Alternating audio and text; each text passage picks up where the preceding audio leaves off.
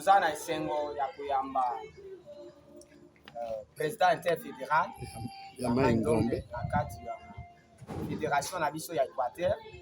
Toza na esengo yango tosalaki mwa milulu oyo mpona kolakisa na face du monde ke tozali coexister et toza komi préparer de toutes les façons pour que na 2023 to gagner Paris.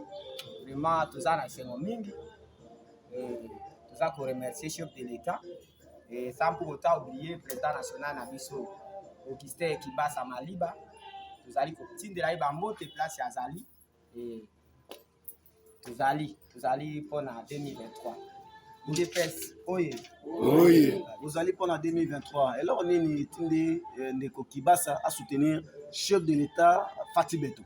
Ah oui le président de la République azali moto azana droit ba soutenir parce que c'est quelqu'un qui promet beaucoup et je vous assure depuis que ngai personnellement na mona politique na assistant na ba président de la République o ba succéder mboka oyo Fatou Beton azali moto aza kosala 1+ et c'est quelqu'un qui promet au peuple congolais que changement ezali et eza komonana oyo azosala te pourquoi président national na biso Augustin Kibasa aza na devoir wana et ya soutenir chef de l'État pour que a gagné Paris na ye.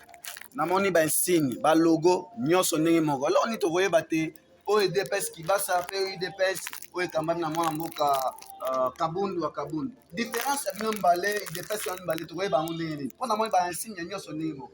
Ah oui ba insigne nyonso eza ndenge moko et naza ko rassurer yo que UDPS toza mutu moko. Il n'y a pas une différence entre UDPS Kibasa et UDPS Tshisekedi. Nyonso wana eza seulement moi ba différence ba bazo sala mais toza na kamoko toza ko soutenir chef de l'État et tozali wana pour na objectif moko kaka seulement le bien-être du peuple congolais et devoir na biso UDPS aza na obligation ya ko soutenir pour que population congolaise azala ndenge ko elongo ba. Merci. Longa bongo.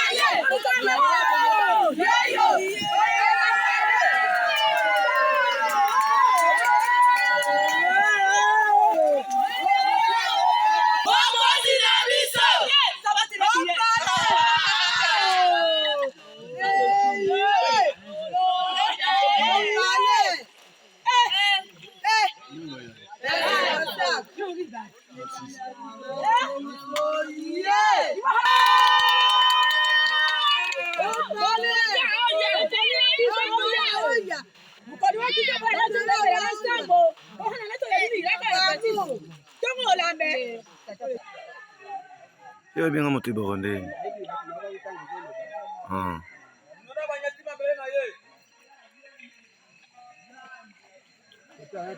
Mbele ya bakoko.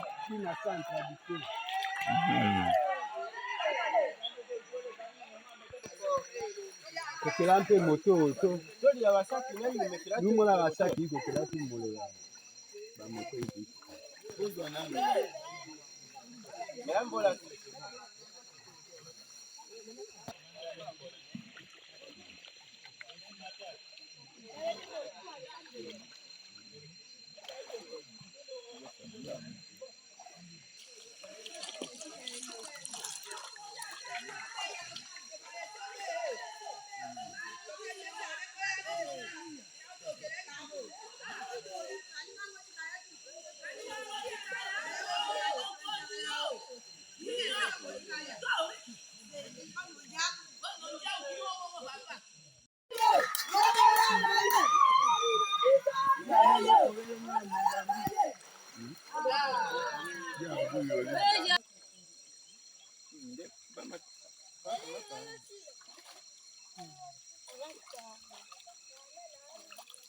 Dani. Yo ana menu ya kapi.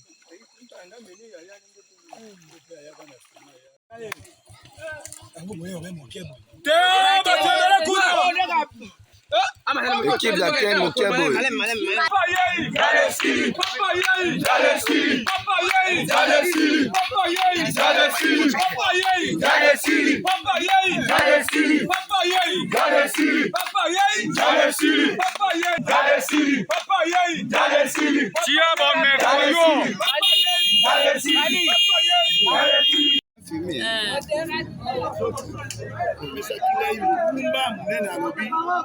Yo Michel, soit Mukumba Oyo, Yakokamba na Équateur et le pôle interface. Oye Bakoloba tozali frontière moko, rivière moko. Okenda o etendre mobembo na yo na musala na yo na Équateur na Maindombe. Yango nde makolo na ngai enyati mboka pilipili libende Équateur. Vision ya UDPS Kibasa ezali en 2023.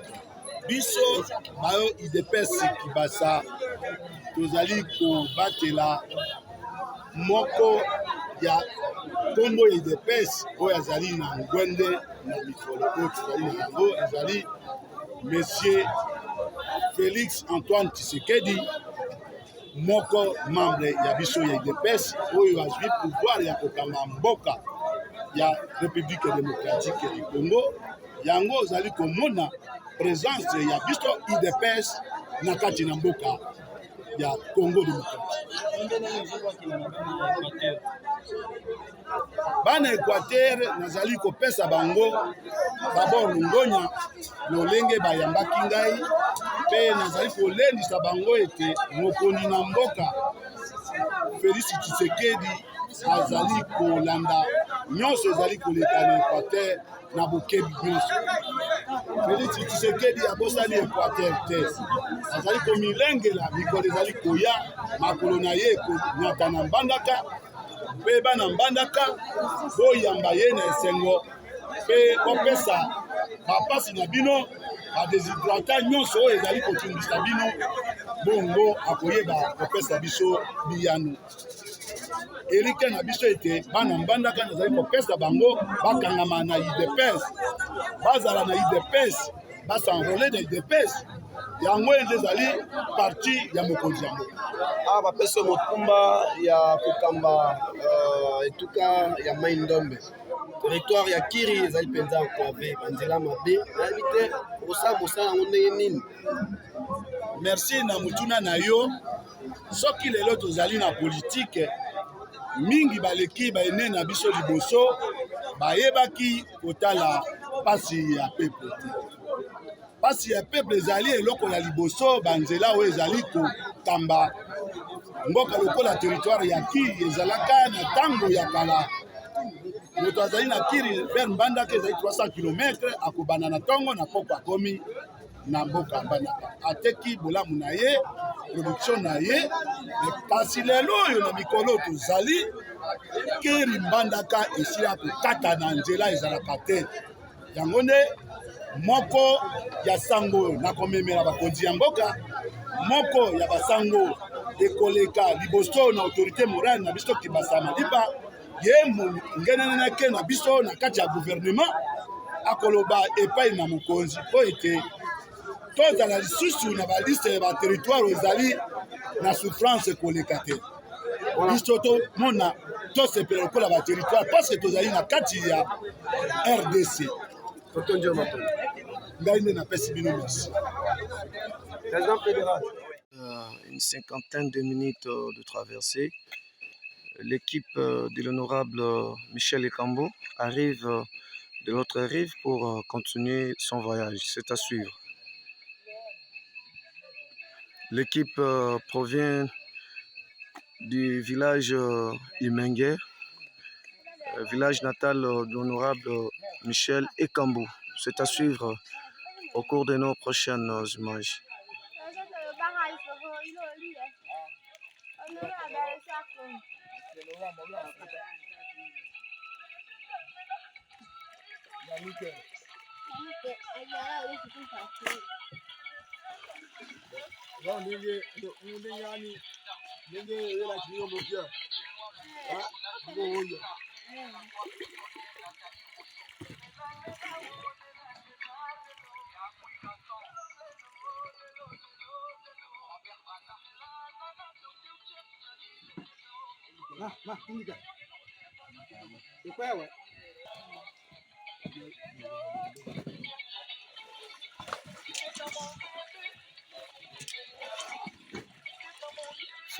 Honorable Mbotena. C'est le journaliste. Oti na village natal na yo boni omoni nzela ndenge nini? Ndeko journaliste ezali pasi pe mawa ke okuta ti lelo oyo pe bato bazali kobikela comme c'était à l'époque kutu avant colonisation parce que bato baza kobikela na pasi ya koleka. On dirait que même une inexistence ya autorité de l'État. Yango pe na mituna totuni bandeko que pendant Mobutu bisika oyo nyonso ezalaki nzela ya koleka na mituka parce que na ntango tokomi 22 ans plus tard mboka ezalaki sous surveillé te contrôlé te yango bato babongami balongwe makambo ya nzela ekomi na baboite et boîte c'est pas pour tout le monde. Alors il y a des villages tellement riches et potentialités agricoles, mais ils ont arrivé à se prendre. Bah, produire, on a produire, ou bien qu'il y a un centre de consommation, c'est bloqué là-bas, et puis les gens sont fatigués pour travailler, pour cultiver, à cause de Yanzela et Zate. C'est pourquoi nous avons interpellé l'autorité locale, l'autorité vraiment centrale, provinciale, pour que lobby na tango ezali kobonga tomeka kotala lobby ko na bato na mboka lokola Imenga na territoire ya Kira. Ba difficulté nini eza makasi na Imenge? Omoni baza na hôpital ya malamu, sécurité et puis na biloko na bango ningo lobby en dehors ndenge baza na difficulté. Ba proposition nini romemela chef de l'État bino bato oza na pouvoir na Kinshasa? Bon, la difficulté ezali ebele ndeko molobeli. La difficulté ezali énorme. Mpona nini? Nzela ezali eloko ya liboso epesaka makasi pe force ya développement. Soki nzela ezali te akwa bon komona médecin ya malamu akolinga oya kosala koto tokozwaka minganga oyo bazali mpona kotraite un petit pota kasi maladi ya minene komona monganga kolinga awa te me yango moni pasi ya liboso nzela yango tozosenga bakonzi po ete basunga batika kozala indifférent na lobiko boye oyo ezali koboma bato indirectement. Et en plus, les autorités militaires comme la police, comment est-ce qu'un policier a kamati mutu a kangi ba kraka pendant 4 jours na kraka mutu balongolek ta tiena pe osambisa été alali na kraka 4 jours. Mais ce n'est pas possible. Tomeka pe kolobela bakonzi na niveau ya gouvernement central pour va revoir quelles sont les autorités à Rotinda pour kokende kokamba ba ndeko na entité na bagroupement na basecteur na wapi una na pe na bamboka. Totondi matonde honorable Michel Ikambo. Merci molobeli, napesi yo merci. Voilà, totiona kozwa mwana mboka Michel Ikambo azali natif ya mboka village Imenge ezwami na territoire ya Kiri, secteur de Penjwa, province de Maindombe.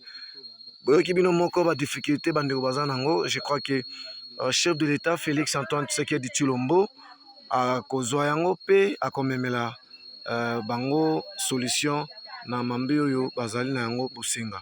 C'est à suivre.